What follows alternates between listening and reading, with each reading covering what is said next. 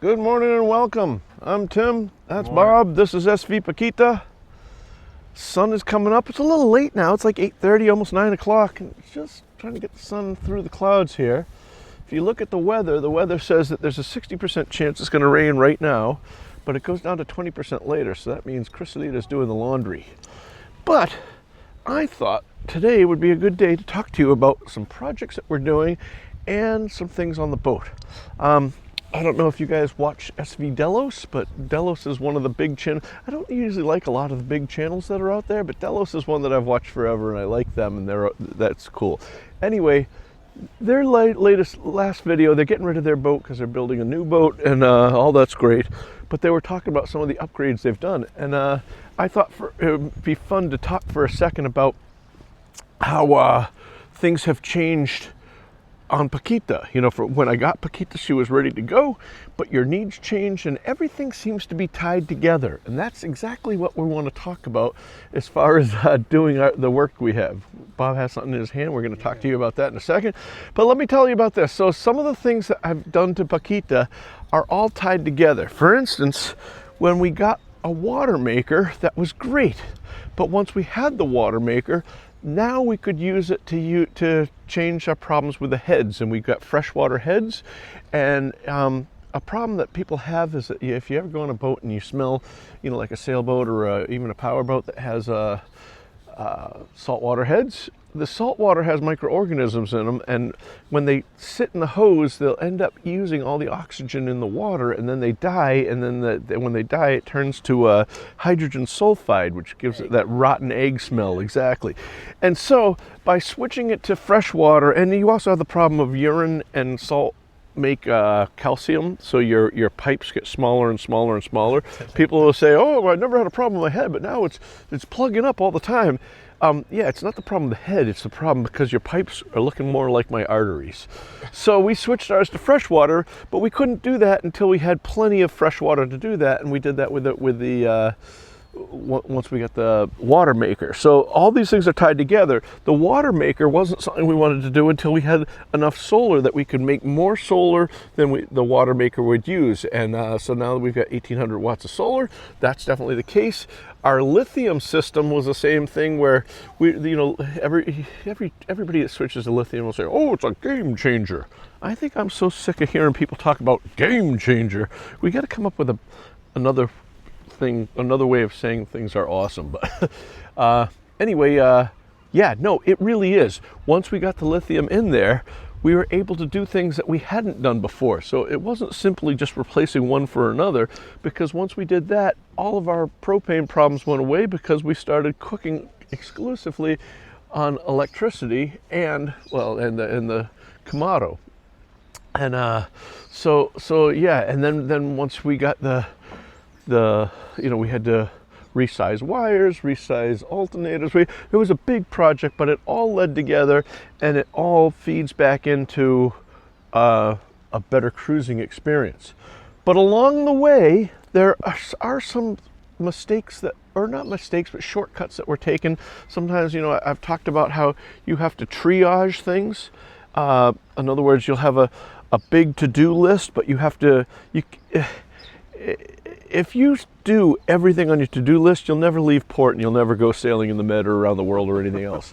And so you have to decide which mission's critical, what's safety, and what's luxury, and that sort of stuff.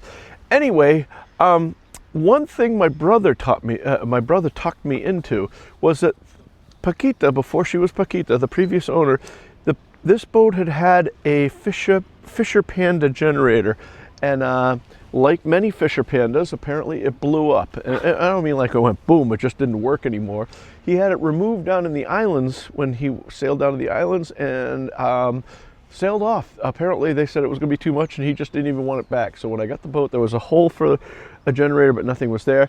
And I figured I'm going to go with lithium and solar and a big alternator. I'm not going to need anything, I don't need a generator. And especially if you get... there's a lot of people that will have like a little portable generator, and they put, there's a couple of problems with that. The biggest problem I have with that is that you have to store gasoline, and gasoline on a boat is really bad, vapors, all that sort of stuff. So, and it goes bad and all that sort of stuff. But then it's the hassle of when you want the generator, you know, if it's rough or rainy or you're offshore, it's not really a time or a place to be running a generator. And then there's the carbon monoxide, there's all that sort of stuff. So if I was going to do a generator, I would definitely do a generator, you know, a marine generator. Oh wow, look at this bottom, so beautiful here.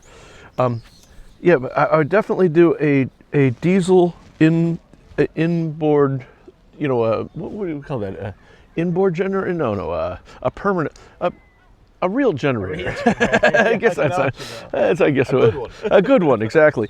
And so on the tugboats, or more accurately on the barges where I used to sail, a lot of them are powered by a company called Northern Lights, their generators. And their generators are known to last forever. They're all analog systems, and they utilize this. The one that I went with utilizes 2 what they call ice cube relays, and so you can get them anywhere. If there's something dies, you can get a part for it anywhere you want. But they're very expensive. I was not going to do that, and my brother said, "Tim, you have a boat that is beautiful. Everything's awesome. It's all the hard stuff is done. The exhaust is plumbed, the fuel is plumbed, the electrical lines are plumbed, and so that's the hard part about putting a generator in." And you know what and then he said, you know, someday you're going to sell this boat, that's going to be between your boat and another boat that has a generator. So I was like, yeah, you know what, that makes sense. I don't want to buy a generator for somebody else just to sell my boat. If I'm going to do it, I want the utility of using the generator. So we bought a Northern Lights, and that's worked really well. When we put it in, I went to get an exhaust elbow, and I was at West Marine, and it's like an inch and a quarter or something like that, inch and a half, I'm not sure. But anyway, they gave me a nylon 90, and exhaust and water blow through this, and then it goes into something called a gas water separator, and so that, but that's different.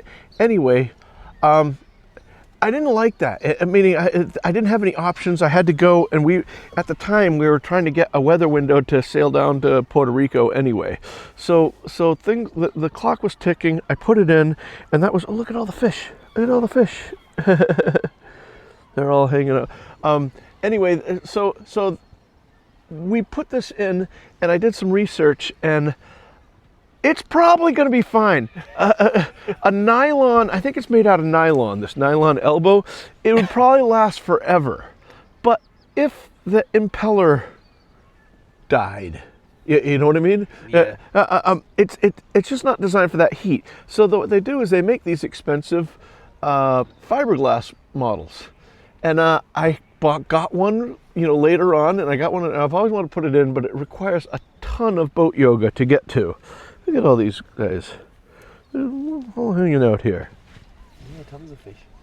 Yeah, and so that comes to today's project, and with the idea, beautiful seagrass. Oh, this water's so clean. So, with the idea that everything's tied together, you can see it's been raining for days here. Cold. It's cold. We need to get going, but I think we're going to move out of here tonight, go around the other side of the island because the weather's going to turn around, and then Tuesday morning we're probably going to head for the Balearics, I think. And oh, look at this. So in this locker, I can lift it up really quickly just to show you. There's a mess. See all the stuff in there? There are lines. There's all kinds of stuff in there. Well, what's also in there is our solar distribution panel, where we have everything is fuse, breakers for all the solar, and I have a MPPT charge controllers for each panel, and one of them is not working, so I have another one here, and we need to get that in. But in order to do that, we have to get all of this out, and in order to do the elbow, we have to get all of this out because he's going to be way down in there. And then there was, he's going to, button. What's that? We have to do the start button as well. Oh, yeah. There's a start button over here. This little piece of rubber is broken, so you can see this. And it still works fine, but it's not going to work. And I can't just turn this, because if I turn it, it'll break off. So I need to be underneath there, hold it, and have Bob turn it up here. But my buddy Mark Foley brought me a new one, so we'll put that in, and then he'll take a look at the steering quadrant just to make sure that everything's cool and tight and everything's good. So that's going to require all of this stuff to go all over here, and it's going to be a disaster. But it's not raining. Yes. So we're going to do it. We had a great steak night last night. That was we had a really, really good steak last night, so that was good. Looks like I have to dump the drippings pan overboard. Maybe that's so the fish are waiting for that. Some of you comment that our tomatoes, it's time for them to go. You're absolutely right. I don't think that it died on its own. I think after a while I gave up and left all these green ones on the vine. But it gets too cold. The tomatoes don't like this. They want heat, and so we get that down to the Caribbean. We'll get some more tomatoes going. But anyway, until then, Bob and I are going to do some work. If you follow social, you know what I might even do is I might even post some pictures in a YouTube post. So those of you that don't follow social media might be able to see some of the mess that we will make. But if that doesn't happen, if you do follow, go to Tim B at Sea on Instagram, and if you don't know how to do that, you can send me, write in the comments, and I'll give you a link. But we'll probably put more of the project out there. You guys, until then, thank you so much for watching, and thank you so much for subscribing, and thank you to those that have bought us a drink. We actually had a few drinks on people the other day. Thank you so much for people hitting the super thanks button, so thank you for that. And a special shout out to the patrons. They're the lifeblood of the channel. I'll put a link in the description if you'd like to become a patron for $2 a month or more. Thank you so much. You guys take care, be safe, and as always, See you on the one. see you on the one.